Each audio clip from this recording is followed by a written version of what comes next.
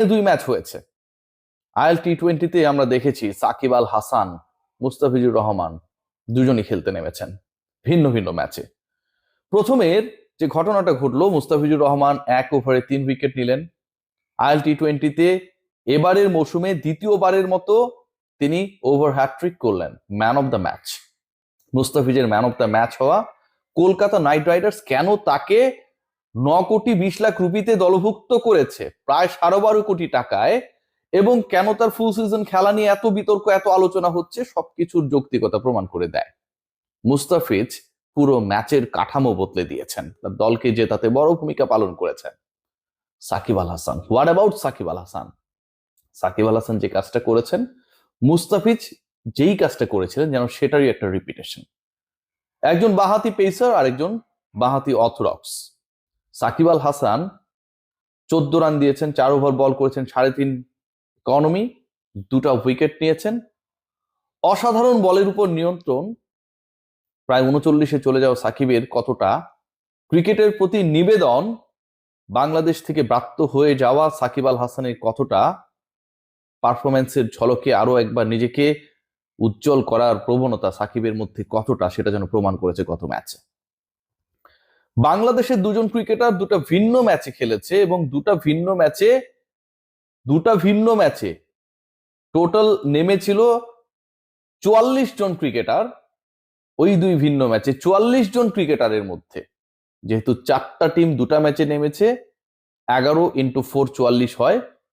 Best cricketer হয়েছেন এমন 44 cricketers বাংলাদেশের সাকিব এবং মুস্তাফিজ। বাংলাদেশের ক্রিকেটাররা কি পারে সেটা যেন করে দেখিয়েছে আইএল টি-20তে।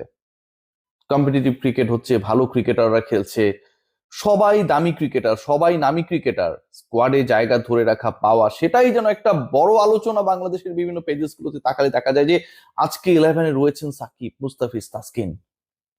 সেই তারা, তাদের সেই 11-এর, প্রতিপক্ষের 11-এর সবার থেকে যখন সেরা তারকা হয়ে যান, বেস্ট ক্রিকেটার হন, ম্যাচ শেষে পুরো ম্যাচের মোমেন্টাম ক্রিয়েট করার ক্ষেত্রে একটা বড় রোল প্লে করেন। অ্যান্ড বাংলাদেশ ন্যাশনালিটির সেই সাকিব, মুস্তাফিজরা আমাদের সবাইকে গর্বিত করে। সাকিব আল হাসানকে খেলতে দেখাটাই একটা অন্যরকম আনন্দের। সাকিব মাঠে নামছেন, এটা যেন মনে করিয়ে দেয় লিওনেল মেসি যখন আর্জেন্টিনার হয়ে মাঠে নামেন। এটা যেন মনে করিয়ে দেয় একটা সময় যখন সচিন টেন্ডুলকার, ব্রায়ান লারারা তাদের দলের হয়ে মাঠে নামতেন। সাকিব আল হাসান তার দলের হয়ে মাঠে নামার সেই সুযোগটা নেই। তার রেকর্ড আমাদের, তার রানস আমাদের, তার কৃতিত্ব আমাদের, তার ম্যান অফ দ্য ম্যাচে জয়গুলো আমাদের, কিন্তু সেই সাকিবের এত কিছু আমাদের হবার পরেও সাকিব যেন আমাদের না।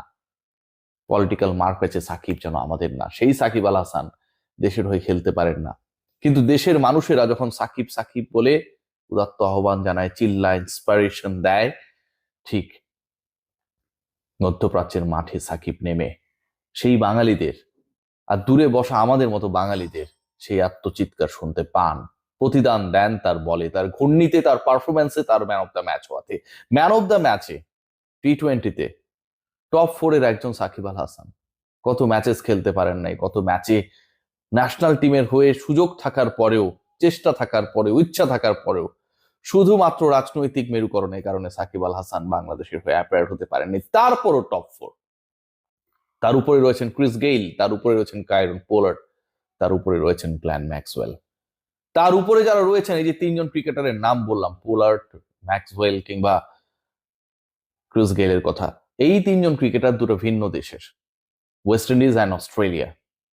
এরপরের নামটা যখন হয় সাকিব আল হাসান, 45টা ম্যাচে ম্যান অফ দ্য ম্যাচ টি-20তে, ঠিক তখন কেমন লাগে আপনার আমার? ঠিক তখন কি আমাদের চোখের সামনে সেই পলিটিক্যাল সাকিব আল হাসান চলে আসেন? সেই সাকিব আল হাসান চলে আসেন যিনি 6 মাস রাজনীতি করেছিলেন। সেই সাকিব আল হাসান চলে আসেন যিনি কথিত, কি বলবো আর, বিভিন্ন মার্ডার কেসের আসামি, এরকম আমরা শুনেছি যে এরকম তালিকাভুক্ত আসামি করা হয়েছে। এই সাকিব আল হাসান ভিন্ন সাকিব আল হাসান, ক্রিকেটার সাকিব আল হাসান, যেই সাকিবকেই আসলে আমরা চিনি, যেই সাকিবকে আমরা চাই, যেই সাকিব আমাদের হয়ে ভিন্ন দলের হয়ে খেললেও যেন পারফর্ম করেন, সেটা পৃথিবীর যে প্রান্তিক হোক না কেন, সেই সাকিবকে খেলতে দেখাটা সত্যি আনন্দের। সেই সাকিব যখন করেন, বোল্ড করেন, সেই সাকিবের বলে যখন কোন একজন ক্রিকেট স্ট্যাম্প হয়ে যান, সেই সাকিবের সেই উইকেটের উদযাপন যেন 18 কোটি মানুষ যারা খেলাটা দেখে, যারা খবর রাখে, যারা স্কোর আপডেটস দেখে, যারা আমার মতো কন্টেন্ট বানায়, সবাইকে উৎপেলিত করে।